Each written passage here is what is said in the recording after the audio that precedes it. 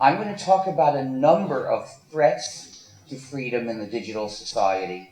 Not all the ones I would normally cover because I haven't got enough time. And talk about how Bitcoin relates to some of these, or might relate to some of them. The first one, appropriately, is surveillance. Digital technology makes possible a level of surveillance that Stalin could only dream of. If you do something using digital technology, it's easy to make the computers involved keep track of everything you do. And that's what they're doing. They're trying to keep track of everything you do in the digital world. And the only way you can have any privacy at all is by fighting back. Now, this is done by companies. Facebook does surveillance of everything its users do, and it does surveillance of its non-users as well. If you look at a web page and you see a like button, that means Facebook is doing surveillance. It knows that your computer visited that page because the image of the like button comes from a Facebook server. That server knows it sent that image to your computer, and it knows which page that image is used in. We're going to develop our browser so that it blocks those images and thus blocks Facebook surveillance. Now, Facebook is not the only company that does lots of surveillance. Many websites send information about all their visitors to Google Analytics. They could get the same result by running the free software package Pewee. That's the way you should do it if you want to treat your visitors with respect. You shouldn't give the information about who's visiting your site to anyone at all. But surveillance is even more dangerous when it's done by or for governments, because governments have power. We need governments to have democracy. Democracy is the system whereby the many who are not rich combine together to be more powerful than the rich, and thus stop the rich from dominating them all and pushing them around and exploiting them. We need democracy, and to have democracy, we need a state. But if the state gets out of our democratic control, it can turn into an instrument for the rich to oppress us with. And that's what's happening nowadays. And these states, which mainly serve the 1%, are doing more and more surveillance of everything we do. Now, surveillance is done through our own equipment, especially if you're running some non-free software, because it's quite common to find malicious features to spy on the user. These are known in Microsoft Windows. They've been found in the iThings. They're found in Flash Player, in the Amazon Swindle, and in nearly all mobile phones. Well, you can resist the surveillance done through your own equipment if your software is free. Because when software is free, the users control it, and if they don't want to be surveilled, they can turn off the surveillance. But surveillance is not only done this way, it's also done through systems that one remove from the user. For instance, the ISPs and the phone companies.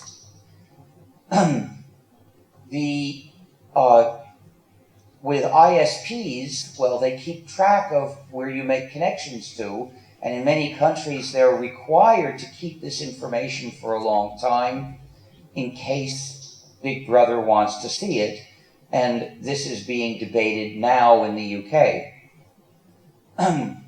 Telephone companies keep track not only of who you communicate with, but where your phone was. And they keep that information for a long time. And they can figure it out, and they're getting better and better at figuring that out, even without your phone's help. They do it by comparing the time of arrival of the signal at various different towers. And they're putting up lots of tiny towers that only cover a small area. So if you're talking to that tower, then they know very closely where you are. So you can't stop that by taking control of the behavior of your own phone. So the only way to stop that kind of surveillance is through political organizing. We must recognize that surveillance is a bigger threat to our freedom than any of the things supposedly it is meant to protect us from. And surveillance is also done through other systems set up by the state that have nothing to do with our own activities. For instance, the UK surveils all car travel. It can follow cars in real time or study their movements months in the past because there are cameras by the side of the road that recognize license plates. The US is setting up a similar system, although not in an organized, unified way. It's an injustice. Now, in the past, there was a tension between two goals. One was privacy, and the other was ability to investigate crimes. And so you could think of it as that society worked out a balance between those two goals. Well, with the tremendous increase in digital surveillance that's going on, unless that balance was totally out of whack before, it's going much too far in the direction of surveillance now. The usual response to criticism about this is to propose to put limits on the use of this collected data, typically involving getting a court order. But even with that limitation on the use of the data, it remains a tremendous increase in surveillance, which means that unless that balance was totally out of whack before, we will have far too much surveillance even with the requirement for a court order. We must do more. We must limit the collection of this data. For instance, we must set up the system to track cars so that it can't see any car unless there's a court order for surveillance of that license plate. Okay, that way it becomes a system that we can live with in terms of our freedom, and maybe it will help catch some criminals. Okay, I'm not against catching some criminals, as long as it's done in a way that's not tantamount to tyranny and oppression. And that's the big danger that we face now.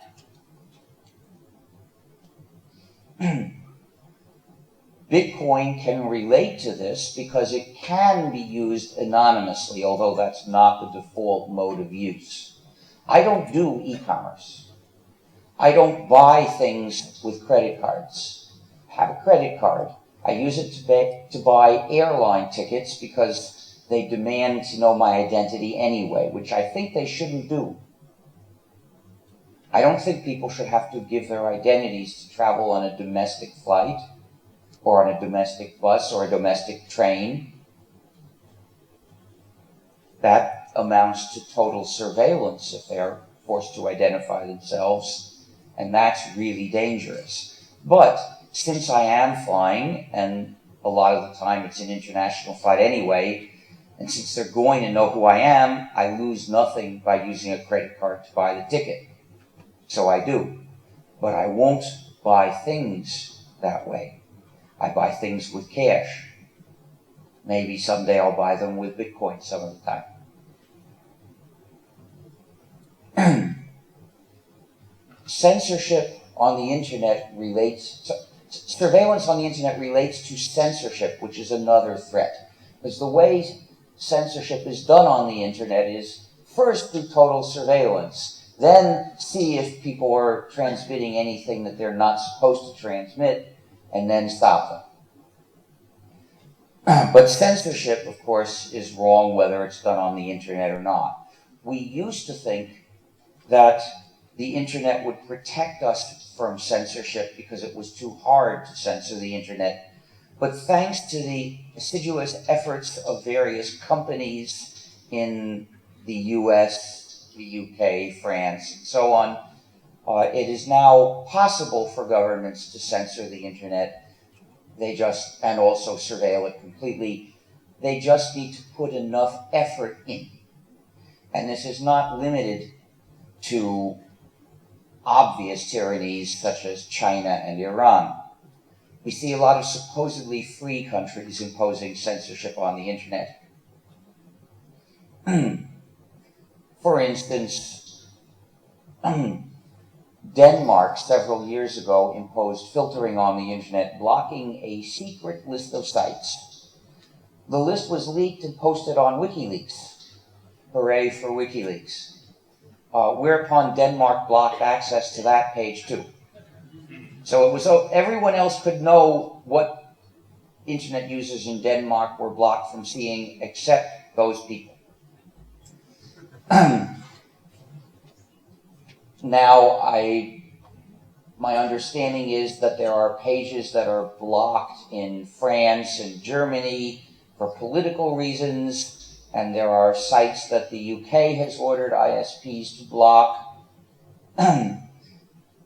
Australia does not have internet filters, but it does have censorship of links. Electronic Frontier Australia was ordered to remove a link to a foreign political website because it had photos that were considered disgusting. I believe it was an anti-abortion website. I don't agree with their views, but I defend their right to state those views. But their right is not allowed in Australia. So EFA was told to delete this link on pain of a fine of $11,000 a day. So this is very strict censorship. A few years ago, internet users in Turkey were told they would have to choose between censorship and more censorship, and even more censorship, and even more censorship. 4 different levels of censorship, but the true internet would not be an option.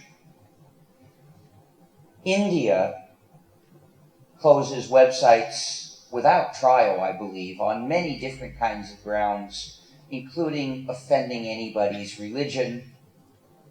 However, that threat is not unknown in the UK. Various student, atheist, and secular humanist groups were ordered to remove their copies of Jesus and Mo cartoons, which, by the way, are tremendously funny. You should look at them. And one of those disputes at the London School of Economics is still going on. So censorship is quite a danger. And part of that censorship, of course, is interfering with the distribution of copies. And part of the mechanism of censorship is blocking payments, as was done to WikiLeaks. So if Bitcoin makes a way for people to donate to WikiLeaks, it can help with this problem in a tangential way. Another threat to our freedom in the digital society comes from software that the users don't control. Someone else controls the software, and the software controls the user. This is a form of tyranny, which is known as non-free proprietary software. With software, there are 2 possibilities. Either the users control the program, or the program controls the users. The first case we call free software, free in the sense of freedom, because this is not an issue of price. Whether you pay money to get a copy of the program, that's a side issue which I'm not particularly concerned about. When I say free software, it refers to freedom. So, this first case where the users control the program is free software because in order to control the program, the users need certain freedoms. There are 4 essential freedoms, which are the criteria for free software. Freedom 0 is the freedom to run the program as you wish, for any purpose. Freedom 1 is the freedom to study the source code and change it to make the program do your computing the way you wish. Make it function for you as you wish.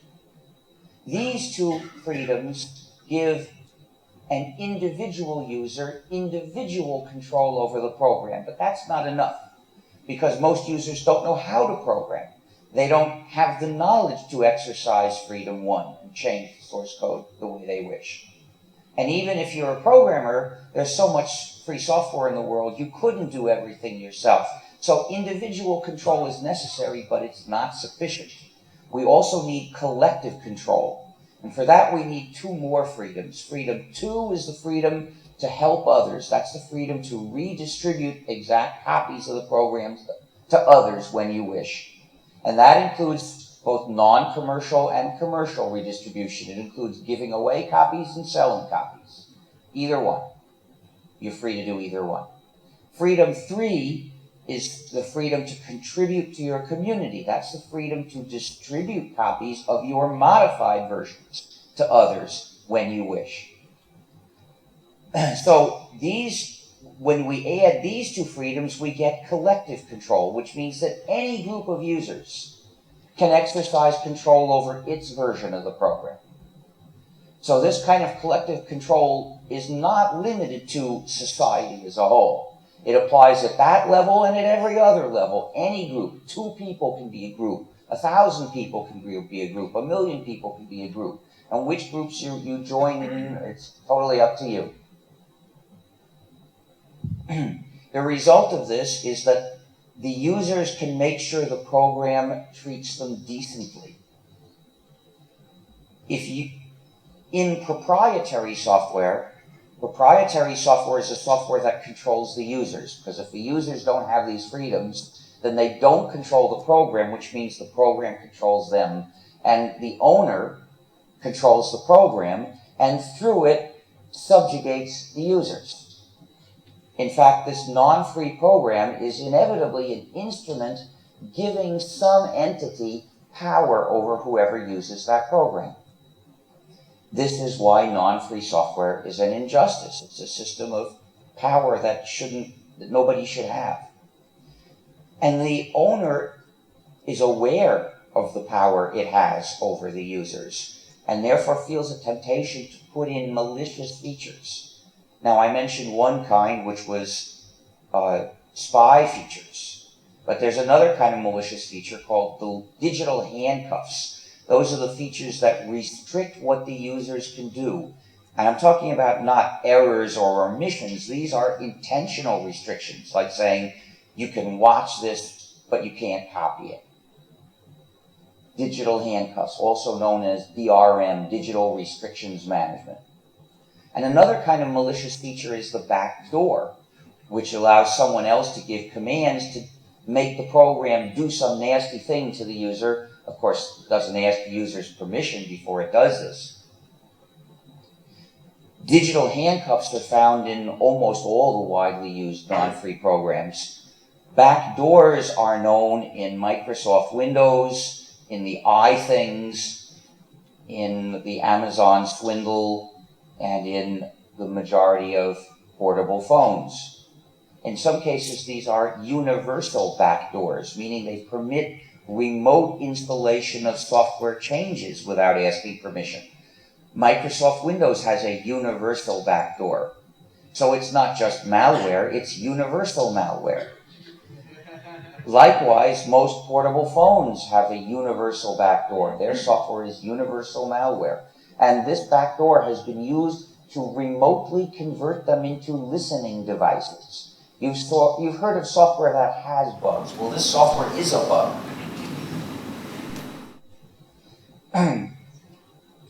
Why do they do it? Well, they know that they have total control over every aspect of that software. If they see an advantage in putting in a malicious feature, why would they hesitate? Only moral scruples could make them hesitate, and usually they're psychopaths, meaning corporations. Corporations, by their structure, are psychopaths. If there's a small corporation or controlled by a few people with moral scruples, then maybe that corporation won't act like a psychopath. But once it's big, once it's controlled by people only looking for profit, it acts like a psychopath. So every time they see an opportunity to profit by using the software against its users, why would they hold back? And so the result is the most widely used non-free software packages have known specific malicious features. But what about all the rest? There are thousands of non-free programs, and we don't know whether they have malicious features or not. All we know is that The same party that could have put in malicious features is stopping us from checking for any. So in effect, every non-free program that doesn't give you freedom one is just trust me software. We're being asked to just trust a corporation because, of course, no corporation would ever mistreat you. So you can't trust those programs. But with free software, nobody has that kind of power over anybody else because all the users are free. Even if you don't know how to program, well, you're certainly not the only user of that particular free program because there are other people who wrote it and who work on it. And anybody who uses it is free to study the source code. And people do that from time to time for whatever reason, like they found a bug and they want to fix it or they want to add a feature.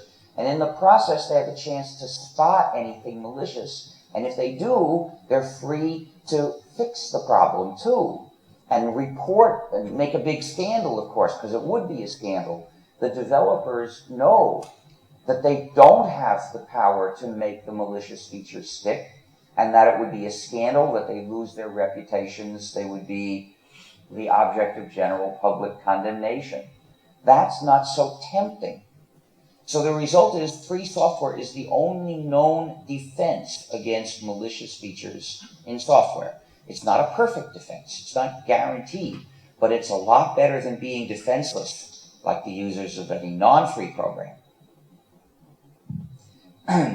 So I began in 1984 to develop a free software operating system called GNU. Millions of people use GNU today, but they mostly don't know it because they think they're using Linux. Now, Linux is in fact one particular program, a kernel, which filled the last gap in GNU. Linux was made free software in 1992. First appeared in 1991 as proprietary software, but in 92, Mr. Torvalds changed the license and made it free. So Linux filled the last gap in the GNU system, which was almost complete at the time, and the combination is GNU plus Linux. However, a lot of people call it Linux, which leads other people to mistakenly think that Mr. Torvalds started the whole thing in 1991, at which point we already had most of it done. So please don't repeat that error. Please call it GNU/Linux or GNU plus Linux. It has GNU, it has Linux. GNU's a lot bigger, and we started it. So please give us equal mention.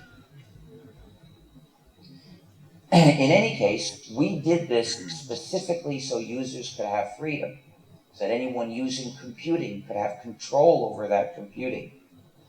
But some of the people in the community don't agree with that goal. For instance, Mr. Torvalds never agreed with it. So during the 1990s, there was a big debate between the free software movement, those of us who said this is a matter of freedom, a non-free program is an injustice. We will struggle to escape from non-free software. We want to get rid of it completely. And then there were the other people who also were in the free software community. They used and promoted free software. Some of them helped write free software, but they didn't see it as an ethical issue. They didn't consider that non-free software was evil, but they resented the practical consequences of being under somebody else's thumb, because from time to time it screws you. So there was a debate between these two camps. But in 1998, the people in the other camp coined the term open source. They didn't want to say free software. Partly this is because the word free can be misunderstood. Some people thought we were talking about gratis software. Well, we explained at every chance we got, and still do, we're talking about freedom, not price. But it's true that the word free in English has this drawback. But also, they didn't want the freedom meaning to be heard either, because they didn't want to present this as a question of right versus wrong, good versus evil, justice versus injustice. They wanted to present it as just a matter of practical convenience, which could be greater or lesser. They wanted everything else not to be brought up. So with their new term, they constructed a new discourse. a way of talking about the issue that didn't raise it as an ethical question. So instead of saying, if you develop a program, you are ethically obligated to respect the user's freedom by distributing it as free software if you distribute it at all, they said, if you develop a program, it's in your practical interest to let the users change and redistribute the software because they'll make the code better. So whereas we appeal to ethical values, they appeal only to practical convenience values. Now, they did some good convincing some people in that way to contribute to free software. And if the program is in its manner of distribution respects your freedom, then it's ethical. You know, what the opinions of the developers are, that's not relevant at that level. But the problem is that people who don't value freedom don't see why they should fight for their freedom. If somebody is convinced by the arguments of open source and sees a convenient program that isn't open source, they'll say, well, I'm surprised you were able to make it so good in this way without letting the user share, but I can't deny the fact, so give it to me.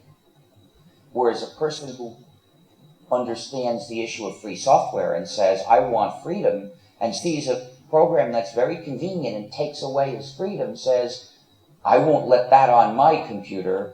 I'm going to work on making a free replacement for that because users shouldn't give up their freedom and you shouldn't be asking me to give up mine. Totally different responses. People who understand freedom will fight for freedom. People who've never heard the concept will not, unless they have a stroke of insight and come up with the idea on their own. But that's hard to do. We need to help people think about this by showing them the concept. And that's why I support the free software movement and I do not support open source. Your political views are up to you. If you agree with the open source people, you've got a right to think that way and a right to say so. Please don't give the idea that I agree with them because that's factually untrue. The last point I want to make about free software is that schools should teach exclusively free software. And this is not just for the possibility of cost savings, which most people will bring up. That's a side issue. This is not about how to do a little more education for a little less money. This is about how to do education that is good instead of education that is bad. Schools should not teach dependence, so they should not teach proprietary software. Why do some proprietary developers offer gratis copies of their non-free programs to schools? Because they want to use the schools as instruments to teach dependence to society. So they say, here are these gratis copies, and the school teaches the students to use them, the students become dependent, and then they graduate, and after they graduate, the developer doesn't offer them gratis copies. And some, not very many anymore, but some of them go to work for businesses, and the developer doesn't offer those businesses gratis copies. It's like giving the school gratis needles full of addictive drugs, saying inject this into your students to make them dependent. The first dose is gratis. But the school must not teach dependence in this way because the school has a social mission to educate good citizens of a strong, capable, independent, cooperating, and free society. And in computing, that means teaching people to be skilled, capable users of free software, ready to participate in a free digital society. And it should never teach a proprietary program because teaching dependence is wrong. But there's a deeper reason for the education of the best programmers. You see, every program embodies knowledge. If it's proprietary, that knowledge is withheld from the student. So if the student is curious about programming, for instance, a natural-born programmer, and wants to know how does it do this, the teacher can only say, I'm sorry, we can't find out, it's a secret. and thus education is not permitted. A proprietary program is the enemy of the spirit of education. Since schools must constantly show their loyalty to the spirit of education, that non-free program must not be tolerated in a school. But if the program is free, the teacher can explain what he knows and then give these kids copies of the source code saying, read it and then you'll understand everything. And they'll read it because they're fascinated. And the teacher can say, if there's any point you can't figure out by yourself, show it to me and we'll figure it out together. And that way our natural-born programmer has the chance to learn a crucial lesson. That piece of code is not clear. You shouldn't write it that way. That's bad writing. And this is how they develop from natural-born programmers into good programmers. How do you learn to write good, clear code? You learn by reading lots of code and writing lots of code. Well, only free software gives you the chance to read lots of code of large programs that we really use. And then we've got to write lots of code, which means writing code for large programs. But when you start out writing code for large programs, you're not yet ready to write an entire large program yourself and do a good job. You got to start small, which means small changes in existing large programs. And only free software gives you the chance to write changes, first small ones, then bigger, and then very big in large programs we really use. So any school can offer those who have a talent for programming the chance to perfect their skill if it's a free software school. But there's an even deeper reason. For education in citizenship, moral education, schools must do more than teach facts and methods. They have to teach the spirit of goodwill, the habit of helping others. So every class must have the following rule. Students, if you bring a program to class, you may not keep it for yourself. You must share it with everyone in the class, including the source code, in case someone in this class wants to learn. Because this is a place where we share our knowledge. So bringing a non-free program to class is not allowed. To set a good example, the school must follow its own rule.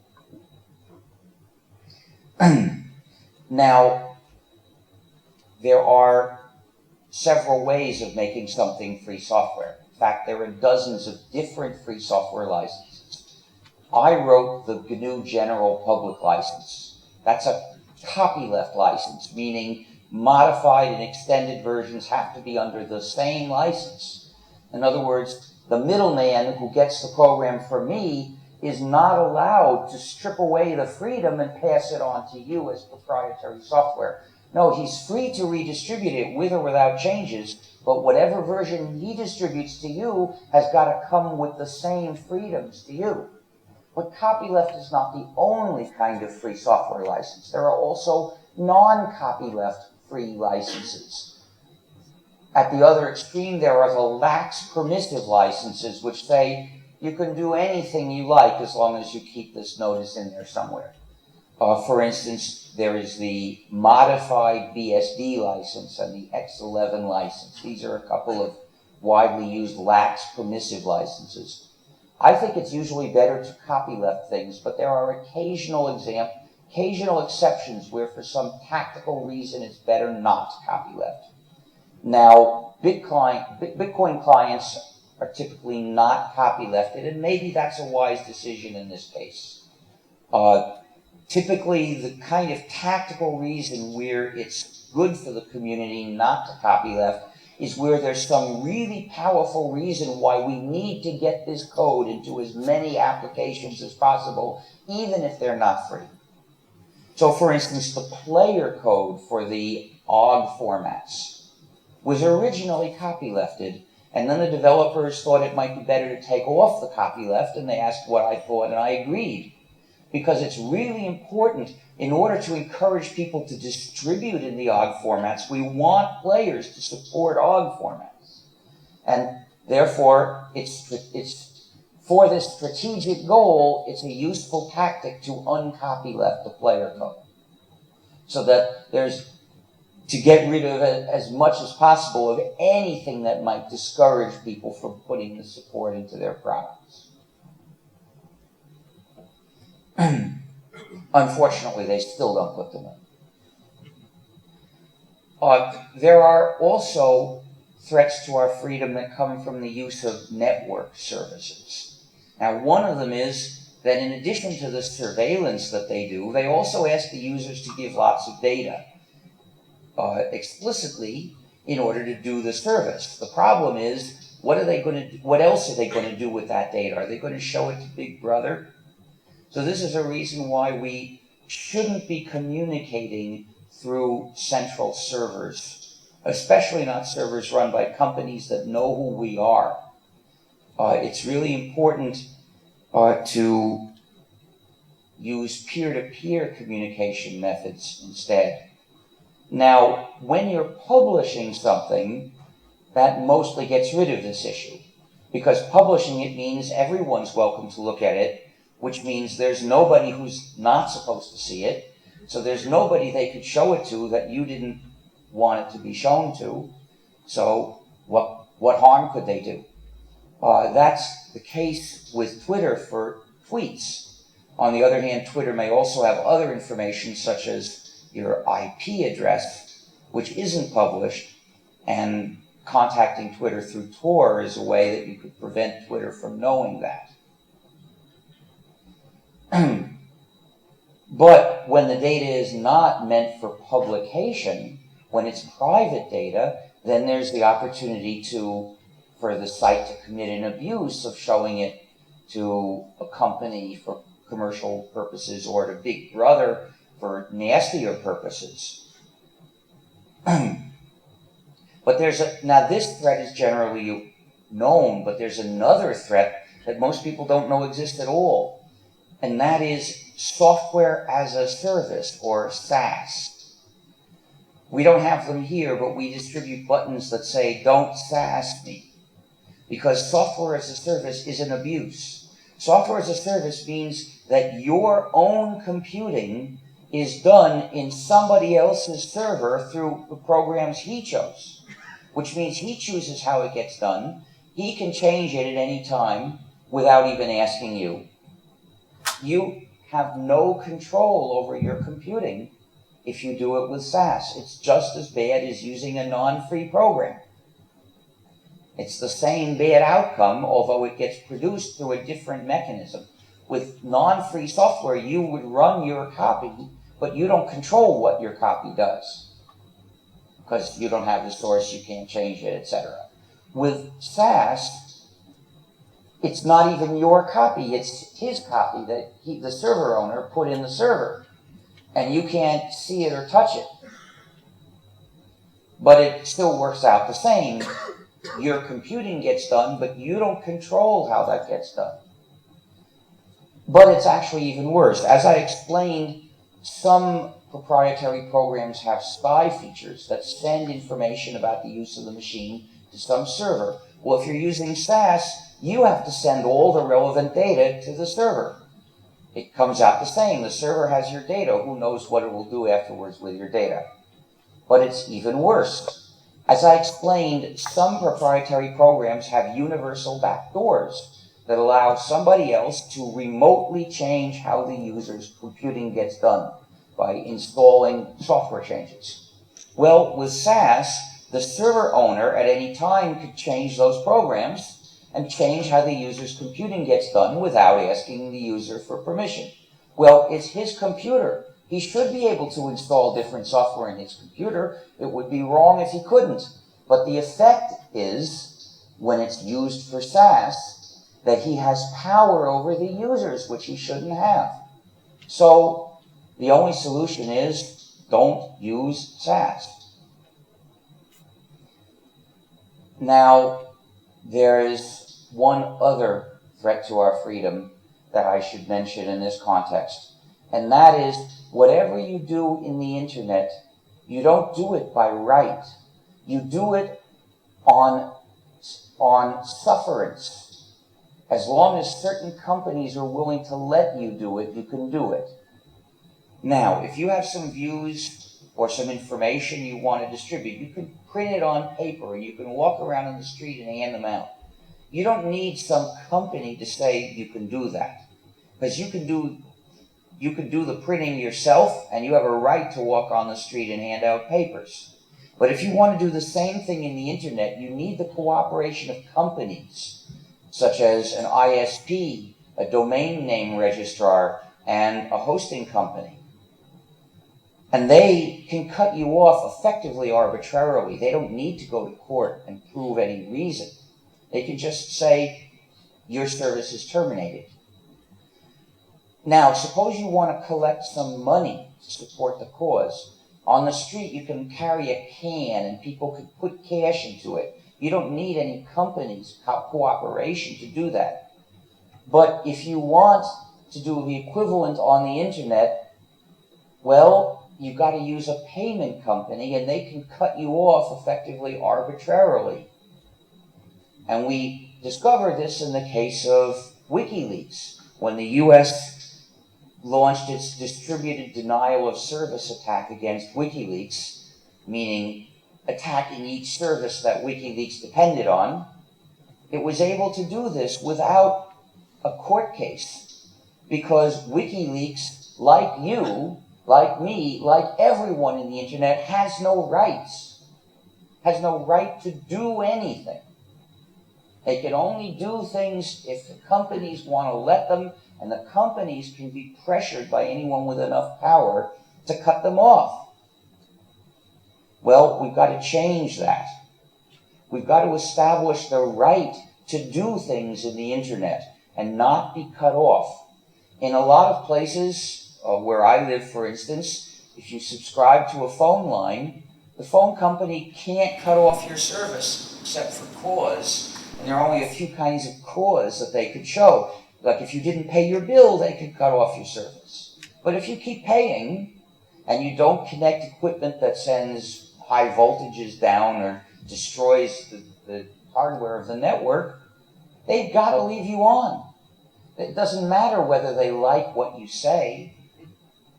If you rent a storefront, you sign a lease, they can't kick you out except by going to court. And to win in court, they'd have to show valid reasons, like you didn't pay the rent for a few months. So we need to establish rights like that in cyberspace.